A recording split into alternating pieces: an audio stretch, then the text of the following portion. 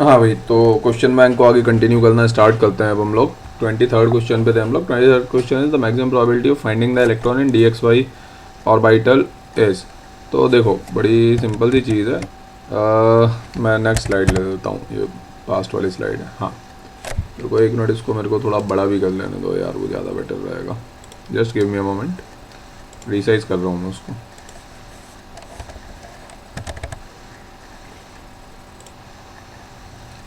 हाँ, तो question number 23। अब वो डी एक्स वाई की बात कर रहा है ना, तो आप पहले तो ये देखो ना डी एक्स वाई होता क्या है। डी एक्स वाई कुछ इस तरीके का होगा कि ये एक वाई एक्सिस बनाऊंगा मैं, then I will draw an x axis, right. और फिर ये बनाने के बाद में let me take blue colour now. Suppose if this is x axis and this is y axis, तो इस एक्स वाई प्लेन के अंदर बिटवीन द एक्सिस में लॉब्स को ड्रॉ करूँगा। ये मेरी लॉब्स की पोजीशन होगी, राइट। और एट एन एंगल 45 डिग्री आएंगे सारे के सारे। Let me take red colour, this should be 45 degree angle. अब मेरे से सवाल उसने ये पूछा था maximum probability of finding the electron, वहाँ होगी जहाँ पे लॉब्स होंगे। ये जो लॉब हैं ये क्या डिनोट कर रहे हैं, ये जितने भी लॉब्स हैं जहाँ पे मैं रेड कलर बना रहा हूँ, ये इलेक्ट्रॉन वेव्स को ही तो डिनोट कर रहे हैं। जहाँ लॉब होगा वहीं तो इलेक्ट्रॉन होगा, एम्प्टी स्पेस में इलेक्ट्रॉन थोड़ी होगा। तो at an angle 45 degree from the axis, your C option, third option C would be the correct answer.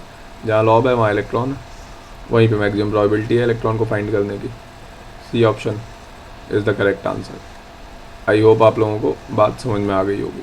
I hope everybody is clear with this. एक सेकेंड के लिए रुकिए प्लीज़। या सॉरी, कमिंग बैक अगेन। हाँ, तो 24th quantum numbers plus half and minus half क्या represent करते हैं। Fourth option D, two quantum mechanical spin states which have no classical analog. Simple सी चीज़ है ना, rotation of electron in clockwise and in anti clockwise.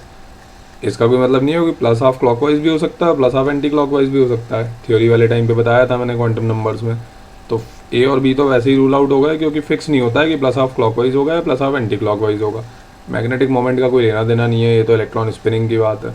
Fourth option D, right. Two quantum mechanical spin states which have no classical analogue, एक दूसरे के mutually reference frame में, fixing नहीं है उसके अंदर कोई भी। Question number 25, an electron has magnetic quantum number -3 the principal quantum number में भी। तो देखिए, मैग्नेटिक क्वांटम नंबर अगर किसी का -3 होता है, इस बात को समझिए, मैग्नेटिक क्वांटम नंबर -3 कब कब हो सकता है, कब कब नहीं हो सकता है। L बराबर 0, 1 और 2 के केस में मैग्नेटिक क्वांटम नंबर -3 नहीं हो सकता है, क्योंकि -L2 + L होता है ये। तो L की value has to be equal to 3 for. अब L की वैल्यू 3 होने के लिए L की वैल्यू क्या होती है, 0 to n-1, n की वैल्यू 4 होनी चाहिए, क्योंकि n बराबर 3 तक तो L बराबर 3 एग्जिस्ट ही नहीं करता है। अब ऑप्शन देख लेते हैं। आ गया answer. n principal quantum number 1 2 3 नहीं हो सकता है, n बराबर 4 ही आएगा। Fourth option D is the correct answer. n बराबर 1 2 3 अगर होगा, मतलब n is equal to 1 2 3 is not possible ना, बिकॉज ऑफ दिस, क्योंकि L की वैल्यू मुझे 3 चाहिए, तो n 1 2 3 नहीं हो सकता है, सिंपल, राइट। तो principal quantum number can be equal to 4, fourth option D. फिर magnetic and spin quantum number of an electron are -1/2, अच्छा -1 एंड +1/2, सॉरी। तो एक मिनट, 26 को देख लेते हैं। मैग्नेटिक एंड स्पिन क्वांटम है, तो मैग्नेटिक क्वांटम नंबर इज -1 और स्पिन क्वांटम नंबर इज +1/2, ठीक है। The electron can not be in, okay. Magnetic quantum number अगर -1 है तो L बराबर 0 पॉसिबल नहीं है, क्योंकि L बराबर 0 पे M बराबर -1 नहीं हो सकता है। L आगे 1 2 3 होगा तब तो -L2 + L के हिसाब से हो सकता है। तो L बराबर 0 इज़ इवेंचुअली नॉट पॉसिबल। तो इसका मतलब एस एटॉमिक ऑर्बिटल यहाँ पे पॉसिबल नहीं है, क्योंकि L बराबर 0 एस एटॉमिक ऑर्बिटल होता है। तो यही पूछा था उसने, कौन से ऑर्बिटल में नहीं हो सकता है, तो एस में नहीं हो सकता है। First option A is the correct answer, right. Question number 27, जो the following statement is not correct for an electron that has quantum number, वो n है, मतलब ये 27th का जस्ट मैं आपको करेक्शन बता देता हूँ। 27th के अंदर वो मेरे ख्याल में कह रहा है n बराबर 4 और m बराबर 2 की बात कर रहा है, जहाँ तक मुझे याद है। एक बार देख लेते हैं। Which of following statement is not correct for an electron has the quantum number n बराबर 4 और m बराबर 2। n बराबर 4 और m बराबर 2 के लिए s तो प्लस हाफ हो सकता है। It may have quantum number l is equal to 2। अगर n बराबर 4 है तो l बराबर 2 हो सकता है, कोई दिक्कत नहीं है। l बराबर 3 भी हो सकता है। The electron may have quantum number, पता नहीं यार ये फिर मिसप्रिंट है क्योंकि इसके हिसाब से वो सारे ही सही आ जाएंगे। l बराबर 0 1 2 3, अच्छा सॉरी, हाँ ठीक है, मिसप्रिंट है यार, ये कुछ गड़बड़ है इसके अंदर, देखना पड़ेगा। क्वेश्चन नंबर 27 छोड़ दोगे वो तो, ये तो सारे स्टेटमेंट करेक्ट आ जाएंगे, नॉट करेक्ट नहीं है फिर सारे करेक्ट हैं। पता नहीं इसका करेक्शन ढूंढना पड़ेगा, वो 4 किसके लिए दिया हुआ है, n या l किसके लिए, आइडिया नहीं है। 28 करते हैं। Which of the following set of quantum numbers is incorrect, कौन सा गड़बड़ है। 1 0 0 सही है, 2 0 1 फिर 0 और 0 प्लस माइनस 1 ये भी ठीक है। 3 0 1 2 और 0 0 प्लस, ठीक है। ए बी सी तो सही है, तो none of the above, A B C तीनों करेक्ट हैं, तो नन ऑफ द अबव आएगा इसका आंसर क्वेश्चन नंबर 28 का। आगे 29, which of the following is not possible. 2 electrons of an atom may have identical values of n l and m। हाँ ये तो पॉसिबल है ना, वो एक पर्टिकुलर एटॉमिक ऑर्बिटल में ले लो आप, 2px के अंदर ले लो किसी को भी, तो 2px के अंदर ये 2 इलेक्ट्रॉन्स होंगे, इसमें s की वैल्यू तो अलग अलग होंगी। n बराबर 2 है और l बराबर कितना होता है 0 1 2, तो spdf, तो l बराबर 1 हो गया और मैग्नेटिक क्वांटम नंबर l बराबर 1 है। अच्छा वो बता देता हूँ मैं, ये शायद पहले मैंने बताया नहीं, इसमें ऐसा होता है मैग्नेटिक क्वांटम जैसे 2px है, 2py है और 2pz है,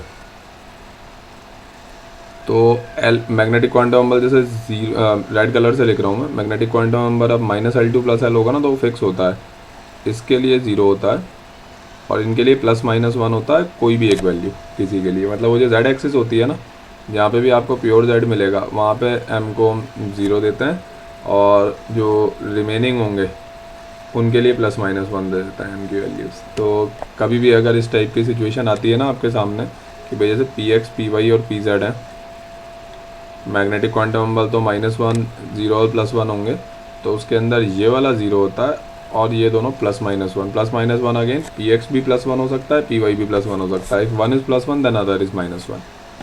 बात समझ में आई। तो बेसिकली अब यहाँ पे जैसे किसी भी एक एटॉमिक ऑर्बिटल में अगर आप ले लोगे तो n और l तो सेम है ही और m भी सेम ही है, या तो +1 होगा या -1 होगा या 0 है, कोई एक ही तो वैल्यू होगी, राइट। और उसमें भी मैंने बता ही दिया कि z के लिए 0 होता है, इनके लिए +-1 होता है। तो एनीवेज मैग्नेटिक क्वांटम में एक ऑर्बिटल के लिए तो कोई एक ही वैल्यू होगी ना, तो n l और m जो भी होंगे वो सेम ही होंगे ना उन इलेक्ट्रॉन्स के लिए। एक ऑर्बिटल में जो 2 इलेक्ट्रॉन्स है ऐसा अलग अलग होगा, एक के लिए +½ होगा इलेक्ट्रॉन के लिए, दूसरे इलेक्ट्रॉन के लिए -½ होगा।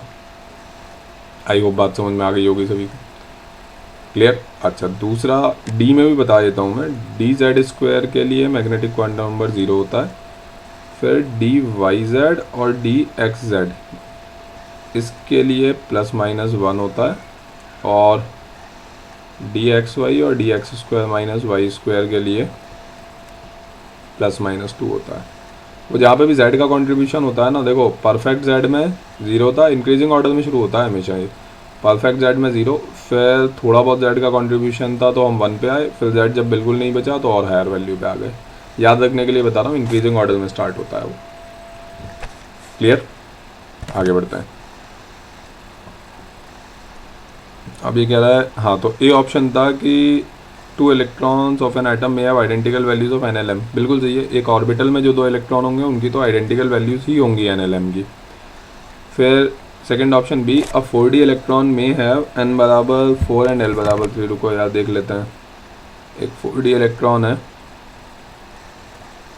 n बराबर 4 तो दिख ही रहा है, l बराबर 3, यहाँ 0 1 2 3 नहीं ये गलत है, l बराबर 3 मतलब f ऑर्बिटल होता है, वो 4f होगा। तो एक तो सेकंड ऑप्शन आंसर हो गया, इनकरेक्ट पूछे हुए थे उसने। थर्ड ऑप्शन देखते हैं, 2 electrons of equal energy occupying p atomic orbital, 2 electrons of equal energy occupying p atomic orbital of an atom में हैव इलेक्ट्रॉनिक कॉन्फ़िगरेशन से रिलेटेड। देखो अब क्वांटम नंबर से हमने काफ़ी ज़्यादा कर भी लिया है, तो मैं थोड़ा सा एक काम करता हूँ, अब आप लोगों को इलेक्ट्रॉनिक कॉन्फ़िगरेशन की थोड़ी सी थ्योरी बता देता हूँ। एक बेसिक आइडिया हो गया है आपको यहाँ तक क्वांटम नंबर्स का। अपन इस क्वेश्चन बैंक को फिर आगे कंटिन्यू करेंगे, पहले 25-30 क्वेश्चन हो गए हैं, तो अब 29 से ही वापस स्टार्ट करते हैं, क्योंकि बीच बीच में कहीं ना कहीं कॉन्फ़िगरेशन आता रहेगा। लेट मी टेक कॉन्फ़िगरेशन वाला पार्ट ऑल्सो राइट नाउ। देखो इलेक्ट्रॉनिक कॉन्फ़िगरेशन,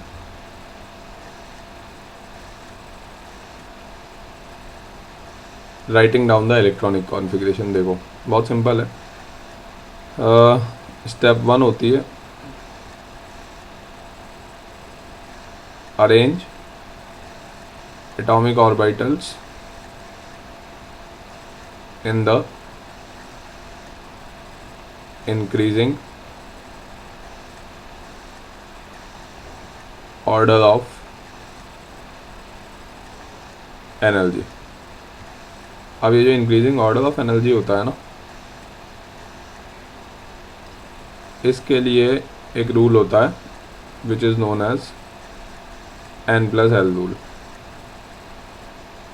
n+l रूल बड़ा सिंपल है। As n+l increases, energy increases. If n+l is same,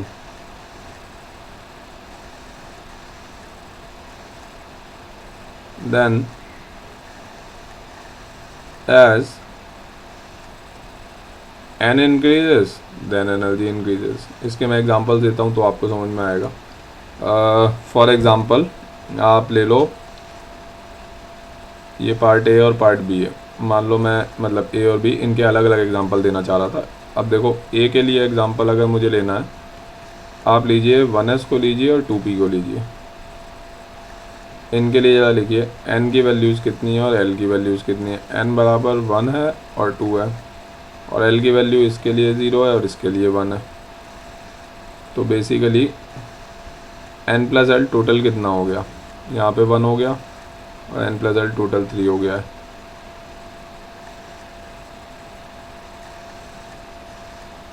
right. अब अगर n+l की टोटल ये वैल्यूज़ आ चुकी हैं बेसिकली, तो एनर्जी किसकी ज़्यादा होगी, इसकी ज़्यादा होगी। जिसका n+l ज़्यादा है उसकी एनर्जी ज़्यादा है।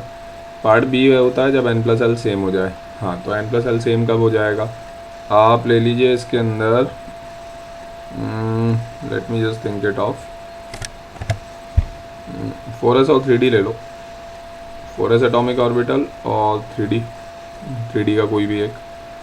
n की वैल्यू लिखो और l की वैल्यू लिखो। n बराबर 4 है और n बराबर 3 है।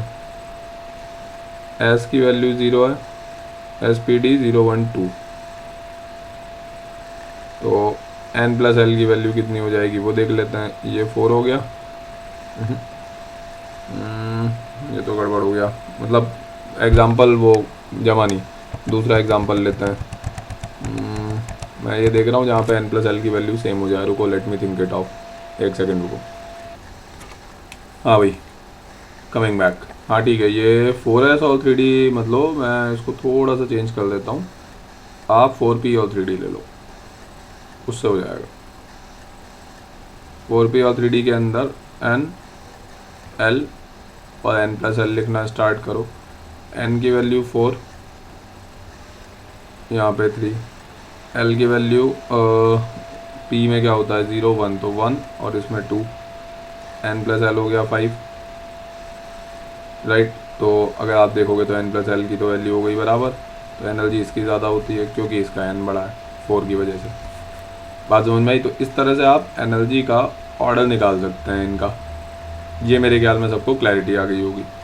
अब एनर्जी का ऑर्डर जब आप लिखेंगे ना, तो मैं इसका आपको एक शॉर्ट ट्रिक भी बताता हूँ, क्योंकि क्या बार बार आपको कैलकुलेट नहीं करना पड़ेगा। वैसे तो बहुत आसान है, n+l इमीडिएट कैलकुलेट भी कर सकते हो, लेकिन फ्लो में लिखना होता है ना कॉन्फ़िगरेशन, तो उसका एक बड़ा सिंपल सीक्वेंस आ जाता है। देखो n बराबर 1 में क्या होता है, 1s होता है, 1s को लिख लो। 2 में क्या होता है, 2s होता है और 2p होता है। 2d नहीं होता है, ध्यान रखिएगा। 3 में 3s होता है, फिर 3p होता है और फिर 3d होता है। फिर 4 में 4s होता है, 4p होता है, 4d होता है और फिर 4f होता है। फिर 5 में 5s होता है, 5p होता है, 5d होता है और 5f होता है। बाकी जी वगैरह तो फिर थियोरेटिकल हो जाता है ना, 5G मैं लिख नहीं रहा हूँ क्योंकि वो तो थियोरेटिकल है, एंड सो ऑन, इस तरह चलता रहेगा। अब इसके अंदर अगर आपको मतलब शॉर्ट ट्रिक है, ऐसा कोई कॉन्सेप्ट नहीं है, जस्ट सीक्वेंस बता रहा हूँ याद रखने के लिए। आपको अगर एनर्जी ऑर्डर निकालना है ना, आप top to bottom diagonally cut करना शुरू करो। जैसे पहले इसको कट करो, फिर इसको कट करो टॉप टू बॉटम में, फिर आप इसको कट कर दीजिए, फिर आप इसको कट कर दीजिए। एक एक करके नीचे वाली लाइन लेता जा रहा हूँ मैं, टॉप टू बॉटम कट कर रहा हूँ, ध्यान से देखिएगा। अभी मैं बताता हूँ ऐसा क्यों हो रहा है। फिर आप इसको कट कर दीजिए, फिर आप इसको कट कर दीजिए। अब देखिए ये जो कट किए इससे एग्जैक्टली हुआ क्या, let me explain you now. इससे ये हुआ, इस साइड में आप एरो लगा दीजिए,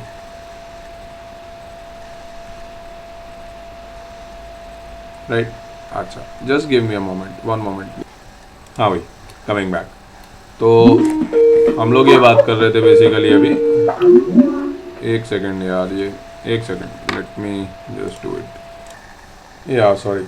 हाँ, तो हम लोग बात करते हैं। अब देखो इन लाइंस को बेसिकली कट करने का एग्जैक्ट मीनिंग क्या है। मैं डाउनवर्ड एरो लगा रहा हूँ, आप एक मिनट, अब मैं ब्लैक कलर यूज़ कर लेता हूँ। A B C D E और F, ये लाइन्स हमने ड्रॉ की।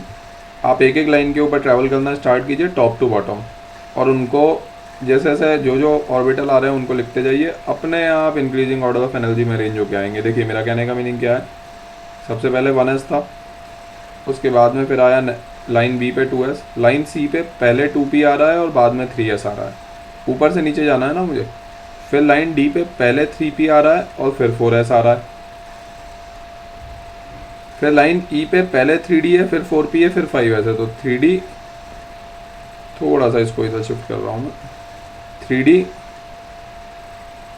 4p और 5s। अब आप ध्यान से, इंटरेस्टिंग चीज़ ये है कि इसमें जब आप एनर्जी सीक्वेंस निकालेंगे ना, तो एग्जैक्टली वो इंक्रीजिंग ऑर्डर ऑफ एनर्जी में ही आएगी। निकाल के देख लीजिए, जस्ट एक मैं कर देता हूँ। n की वैल्यू लिखो, l की वैल्यू लिखो और फिर n+l की वैल्यू लिखो। देखिए 1 2 2 3 3 4 3 4 5, बाकी के भी आप इसी तरह से ऑर्बिटल्स लिख लेंगे ना, सबका आ जाएगा। l की वैल्यू 0 0 1 0 1 0 2 2 and 0 1 2 3 3 4 4 5 6 5। कुछ तो गड़बड़ हो गया है। अच्छा, तो ये 6 नहीं होना चाहिए ना, ये दोनों ही गलत लिख दिए हैं। पी के लिए एल की वैल्यू 1 होती है, वो सीक्वेंस उस तरह की आती है कि वो गड़बड़ होने का तो खैर कोई चांस ही नहीं है। अब देखो इंक्रीजिंग ऑर्डर ऑफ एनर्जीज में सीधा सीधा ये ऑर्डर आ गया मेरे ख्याल में। तो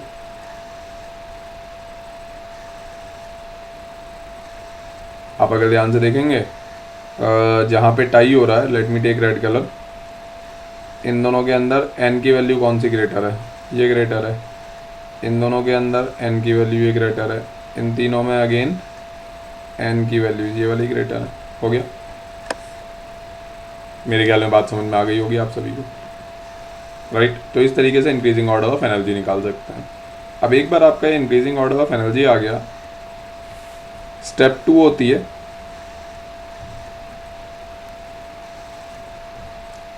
fill the electrons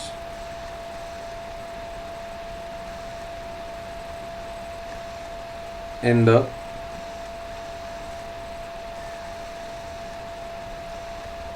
increasing order of energy।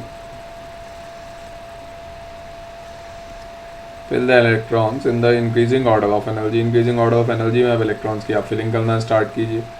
और एक ऑर्बिटल में वही 2 इलेक्ट्रॉन्स होते हैं। तो अब देखो आप अब इसको किस तरीके से आप फिल करना स्टार्ट। इसके लिए 2 रूल्स और हैं, वो मैं पहले आप लोगों को बता देता हूँ, फिर कॉन्फ़िगरेशन लिखेंगे हम। Rule 1 is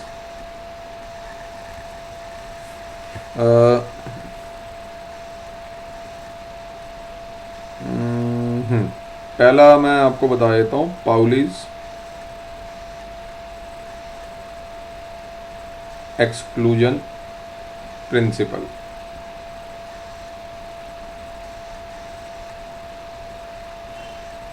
Pauli's exclusion principal. Pauli's exclusion principal को अगर आप ध्यान से देखेंगे तो बहुत ही सिंपल होता है। ब्लैक कलर ले रहा हूँ मैं ज़रा।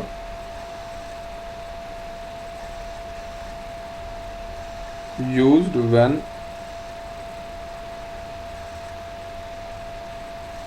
two electrons are filled in one particular atomic orbital are filled in one particular atomic orbital। देखो ये अच्छा, पाउलीज एक्सक्लूजन प्रिंसिपल कहता क्या? पहले तो अप्लाई तब होगा जब एक ही ऑर्बिटल में 2 इलेक्ट्रॉन फिल हो रहे होंगे, दैट इज़ 1। ए लिख देते हैं इसको। बी, पाउलीज एक्सक्लूजन प्रिंसिपल से इसका जो स्टेटमेंट होता है वो ये होता है, no 2 electrons can have no 2 electrons can have अच्छा no 2 electrons in a particular species can have all quantum numbers same। No 2 electrons in a particular species can have all quantum number same. एक ही species में 2 electrons के सारे quantum, कोई भी 2 electron ऐसे नहीं हो सकते हैं जिनके सारे क्वांटम नंबर सेम हो। अब इसका इम्प्लीकेशन देखिए, ये जो स्टेटमेंट है जो अभी अभी मैंने लिखा है, इसका इम्प्लीकेशन फिर उसका मैं आपको एनालिसिस बताता हूँ। यहीं से आगे फॉरवर्ड कर देता हूँ। इसका एक्चुअली इम्प्लीकेशन क्या है? इसका इम्प्लीकेशन ये होगा, therefore in a particular atomic orbital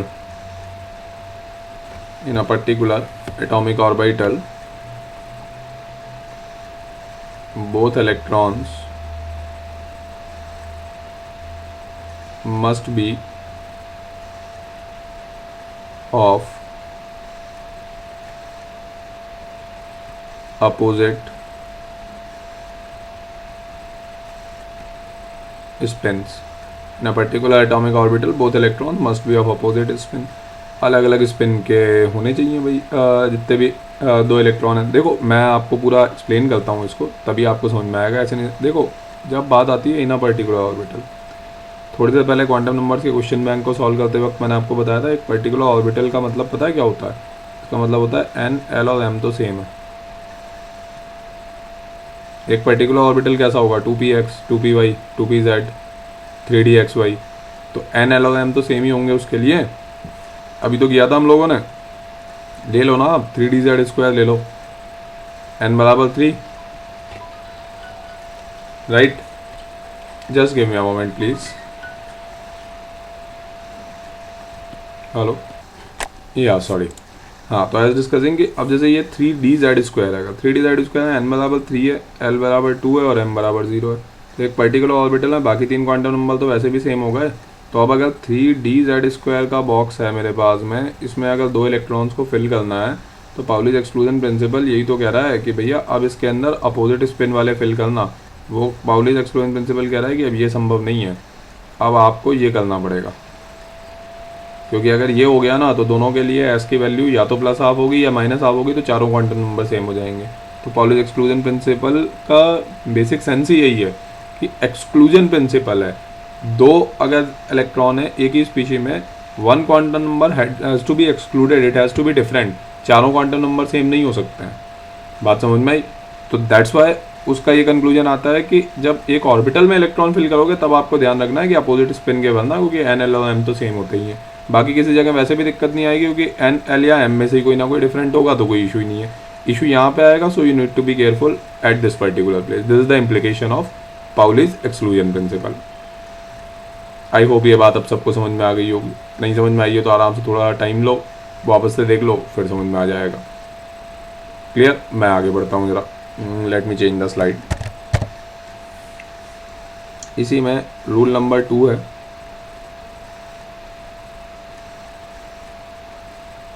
hunts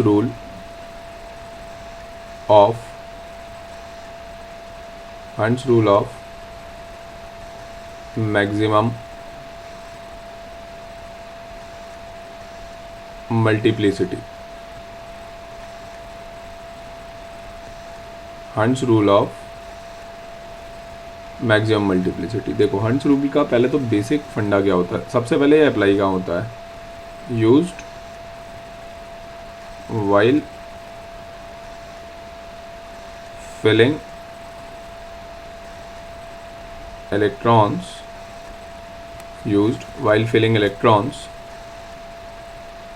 in degenerate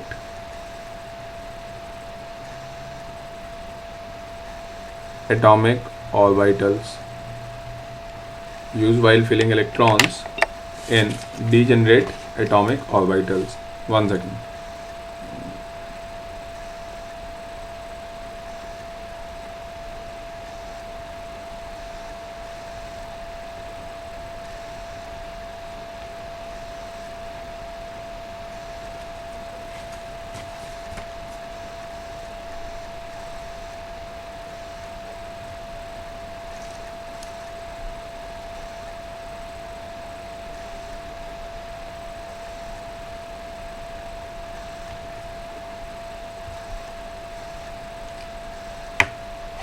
हाँ, डिजेनरेट एटॉमिक ऑर्बिटल्स को थोड़े टाइम पहले हम लोगों ने देखा ही था शायद, अब तो आपको और भी क्लियर है। ऑर्बिटल्स ऑफ सेम एनर्जी कौन से होंगे, 2px, 2py, 2pz। एक ही प्रिंसिपल क्वांटम नंबर है, एक ही सब शेल के 3 ऑर्बिटल्स, क्योंकि आप देखो ना n और l दोनों ही सेम होंगे इसके अंदर, तो n की वैल्यूज़ 2 हैं हर एक के लिए और l की वैल्यू भी 1 है। तो n+l रूल में यही तो था, या तो n+l बढ़ाओ या n बढ़ाओ। अब n+l भी बड़ा नहीं है, n भी बड़ा नहीं है, तो सेम एनर्जी के हो गए ना ये orbitals having same energy. Atomic orbitals of same energy were known as degenerate orbital. अब इसके अंदर जब आप इलेक्ट्रॉन की फिलिंग अप करोगे, जैसे आप 2p सबशेल ले लो, आप ऐसे देखो 2p सबशेल के अंदर एटॉमिक ऑर्बिटल्स कितने हैं, 3 है। इलेक्ट्रॉन्स कितने फिल होने वाले हैं, 3 × 2 6। एक एटॉमिक ऑर्बिटल में 6 आते हैं। तो अब वो इक्वल एनर्जी के हैं तो ऑब्वियसली इक्वली डिस्ट्रीब्यूट होकर के जाएंगे। ये है आपका बेसिकली पूरा का पूरा जो इसका हिसाब किताब है, ये है 2p सबशेल। बॉक्स रिप्रेजेंटेशन बना लेते हैं। ये हैं आपके 2px, 2py और 2pz। ये मान लीजिए ये रहा आपका 2px, this is 2py and this is 2pz, right. अब ये 2px, 2py, 2pz है आपके पास में। तो अब इसमें इलेक्ट्रॉन्स कैसे फिल करोगे, क्योंकि सारे के सारे सेम एनर्जी के हैं।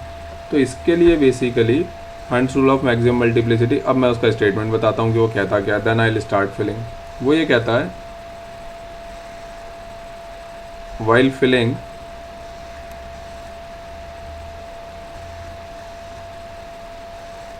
electrons in degenerate atomic orbitals, degenerate atomic orbitals के अंदर जब भी आप इलेक्ट्रॉन फिल करना शुरू करते हो उसके केस में while filling electrons in degenerate atomic orbitals, बहुत सिंपल सी चीज़ है। First all the electrons are filled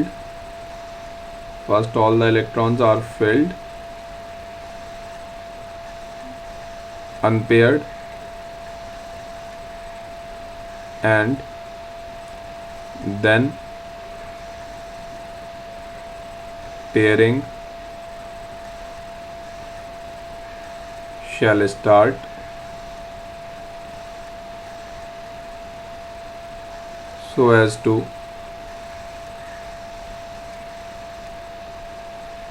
maximize multiplicity.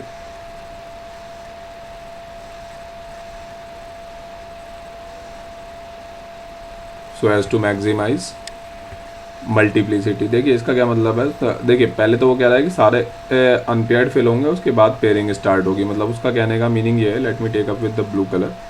तो कहने का मीनिंग ये है कि मान लो एक इलेक्ट्रॉन है, तब तो आप कहीं पे भी फिल कर दो। जैसे मान लो एक इलेक्ट्रॉन फिल करना है आपको 2p के अंदर, फिल इट एनीवेयर, आप ऐसे फिल कर दो, ये भी राइट है। आप उसको इस तरीके से फिल कर दीजिए, ये भी राइट है। आप उसको यहाँ पे ले जाके फिल कर दो, ये भी राइट है। सेम एनर्जी के हैं, कहीं पे भी फिल कर दो। जब 2 इलेक्ट्रॉन्स आएंगे तब क्या करोगे, जब 2 इलेक्ट्रॉन्स आएंगे तो बाकी आप किसी भी तरह से फिल कर दो। जो अरेंजमेंट पॉसिबल नहीं है वो मैं आपको बता देता हूँ।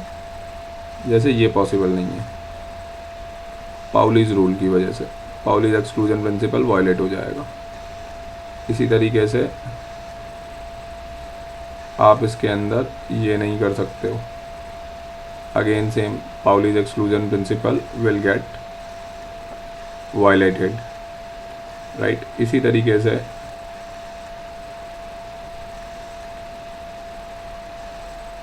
आप अगर मान लो एक आपने यहाँ भरा, आप ये भी नहीं कर सकते हो। इसमें पाउलिस तो रूल वायलेट नहीं हो रहा है, लेकिन हंट्स रूल वायलेट हो रहा है। उसने बताया ना मैक्सिमम मल्टीप्लिसिटी चाहिए, पहले सारे अनपेयर्ड होंगे, बाद में पेयरिंग शुरू होगी। ये वाला पार्ट भी आप नहीं कर सकते हो। Let me keep drawing the pictures, जिससे आपको थोड़ा सा क्लैरिटी आएगी। आप मान लो आपने यहाँ पे एक फिल किया और यहाँ पे ये फिल किया, this is perfectly all right, दोनों रूल्स को फॉलो कर रहा है ये। एक और पिक्चर मैं आपके सामने ड्रॉ करता हूँ। आपने अगर यहाँ पे फिल किया और इसको ऐसे फिल कर दिया, ये भी गलत है, हंट्स रूल को ही वायलेट करेगा। अब आप बात समझो, ये लास्ट वाला हंट्स रूल को वायलेट कैसे कर रहा है। उसको मैक्सिमम मल्टीप्लिसिटी चाहिए थी। मैक्सिमम मल्टीप्लिसिटी क्या होती है कि जैसे स्पिन है ना, जैसे मान लो यहाँ पे मल्टीप्लिसिटी हो जाएगी प्लस माइनस हाफ। एक ही इलेक्ट्रॉन है ना, यहाँ पे प्लस माइनस हाफ है, यहाँ पे भी प्लस माइनस हाफ है। वो अपवर्ड को प्लस मान लो या डाउनवर्ड को प्लस मान लो, दैट डिपेंड्स ना, इसलिए प्लस माइनस हाफ लिख रहा हूँ मैं यहाँ पे। ऑल्दो इस जो मल्टीप्लाई देखो, ऊपर वाले को अगर मान लो मैं यहाँ पे प्लस माइनस 1 हो जाएगी बेसिकली, कुल मिलाकर के बात ये है।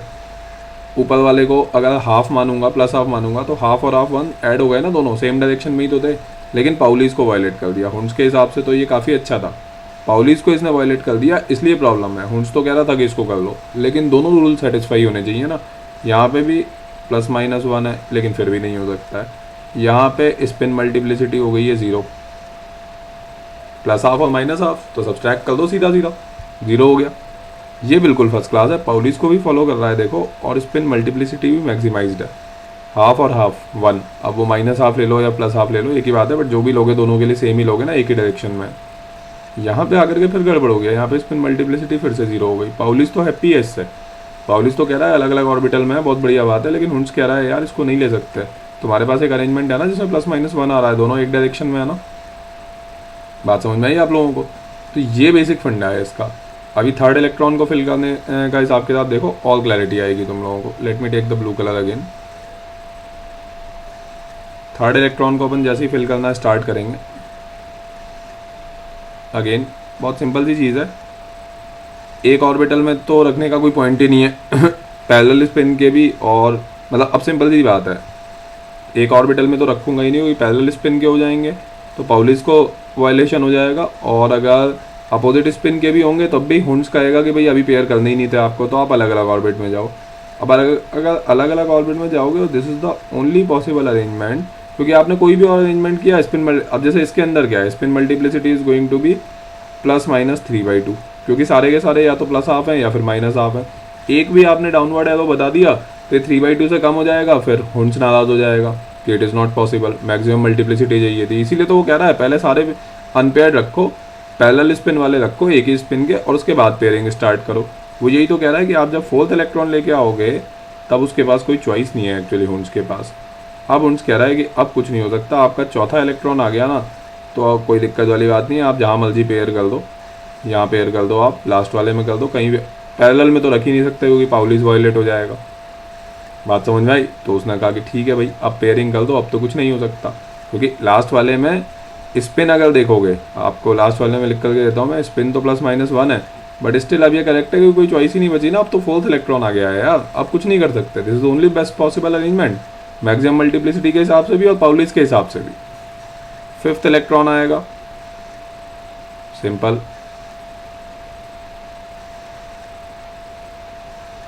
फिफ्थ इलेक्ट्रॉन के अंदर सिंपल। अब तो बेसिक कंक्लूजन है, सारे के सारे पैरेलल स्पिन में पहले पेयर अप होंगे और पहले अनपेयर्ड होंगे और उसके बाद में पेयरिंग स्टार्ट होगी, सेकंड वाले को पेयर कर दो। इसी तरह से अगर सिक्स्थ इलेक्ट्रॉन आएगा, पहले क्या करूँगा मैं, सारे के सारे अनपेयर्ड रखूँगा, ये लो, एक अनपेयर्ड, 2 अनपेयर्ड, 3 अनपेयर्ड, फिर पहला पेयर्ड, फिर दूसरा पेयर्ड और फिर तीसरा वाला पेयर्ड, हो गया। इस तरीके से आप इलेक्ट्रॉन्स की फिलिंग करोगे जब भी आपके पास डिजेनरेट एटॉमिक ऑर्बिटल्स आ जाएंगे। पहले सारे के सारे अनपेयर्ड रखो और उसके बाद में पेयरिंग स्टार्ट करो। आई होप आप सभी को बात समझ में आ गई होगी, राइट। अब ये सारे रूल्स को, अभी एक ब्रीफ आइडिया दिया है मैंने, ये आपको और एग्जैक्टली अच्छे से तब समझ में आएंगे जब मैं कॉन्फ़िगरेशन लिखना स्टार्ट करूँगा इन सारे के सारे रूल्स को समराइज़ करके। अभी आप इंडिविजुअली रूल्स पढ़ लो। We have not started writing electronic configuration, थोड़ा सा बड़ा पार्ट है, इनको पहले देखो कि इन रूल्स में क्या है क्या नहीं है। एग्जैक्ट क्लैरिटी या एग्जैक्ट अंडरस्टैंडिंग आपको आएगी when I will now take the next lecture and start writing the electronic configuration. मैं चाहता हूँ कि आप थोड़ा टाइम लगे, इन रूल्स को अपने दिमाग में बिठा लोगे ये क्या है, राइट, ताकि सारी चीज़ें एक साथ नहीं आ जाए। अब जब मैं कॉन्फ़िगरेशंस लिखना अभी शुरू करूँगा नेक्स्ट लेक्चर में, then you will start getting the same understanding, right. तो आपका होमवर्क ये सारे के सारे रूल्स बहुत अच्छे से हो जाने चाहिए। क्वांटम नंबर्स वाले क्वेश्चन के शुरू के जो 28 क्वेश्चंस करवाए हैं मैंने, वो बहुत अच्छे से हो जाने चाहिए। Then I will start add and go head with the next lecture. Clear? Right.